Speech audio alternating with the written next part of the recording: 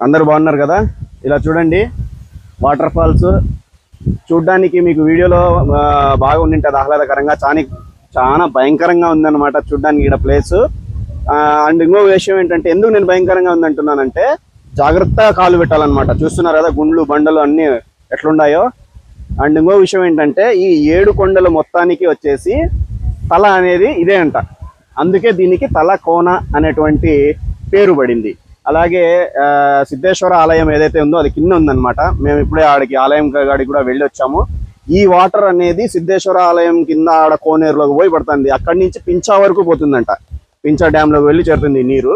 And ఇంకో విషయం ఏంటంటే, ఈ మొత్తం 7 కొండలలో చూస్తున్నారు కదా మీరు, చాలా ఆహ్లాదకరమైనటువంటి వాటర్ ఫాల్స్ ఇక్కడే ఎప్పుడు ఉంటాయన్నమాట. ఎండాకాలం కానివ్వండి, వానాకాలం కానివ్వండి, వర్షాకాలం కానివ్వండి. చూడండి పైకి, మాకు చూసినంత పైకి ఉంది అది. మీరే ఒకసారి ఆలోచించండి, మామూలుగా భూమిలో ఇంకిపోతాయి నీళ్లు, మరి అంత పెద్ద పైనుంచి ఎలా వస్తున్నాయి? అది ఇదంతా నిజంగా మహత్యమనే అనుకోవాలి. మీరు కూడా ఎవరైనా వస్తే కనుక ఇక్కడికి తప్పకుండా ఈ యొక్క తలకోన జలపాతం దగ్గరికి తప్పకుండా ఒకసారి వచ్చి విజిట్ చేయండి, కానీ జాగ్రత్త వహించండి. ఇది వచ్చేసి కనిపిస్తుంది కదా, ఇక్కడ మనుషులు స్నానం చేస్తున్నారు. ఆడ కూడా ఇంకోటి ఉంది కదా, అది కాకుండా దీన్ని దిగువ దారి అంటారు. ఎగువ దారి ఏదైతే లాస్ట్ ఉంది కదా నీళ్లు పడతానే, దానిపైన ఇంకోటి ఉందంట.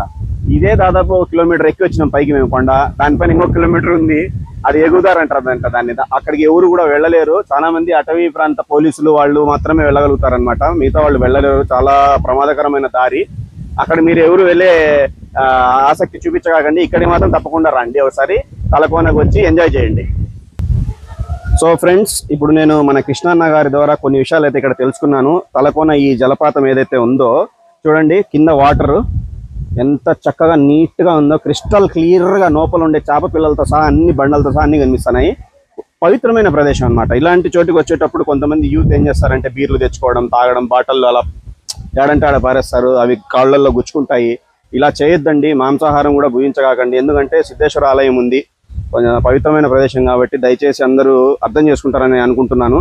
ఇలాంటి చోటుకి మందు బాటిల్స్, మాంసం ఇవన్నీ తెచ్చుకోకండి. అండ్ అలాగే వచ్చేసి ఏదైతే జలపాతం ఉందో ఇదంతా కూడా పాచిపెట్టి బండలు చూస్తున్నారు కదా ఎట్లుందో బండ ఒకటి. అసలు మీకు గ్రిప్ అనేది దొరకదనమాట, జారిపోతున్నాయి కాళ్ళు. పడినారంటే కనుక చాలా ప్రమాదము, తలకాయలు పగిలిపోతాయి. కాబట్టి ఇక్కడికి వచ్చేటప్పుడు మందు జోలికి వెళ్లకుండా నిష్టగా రండి. Okay, thank you.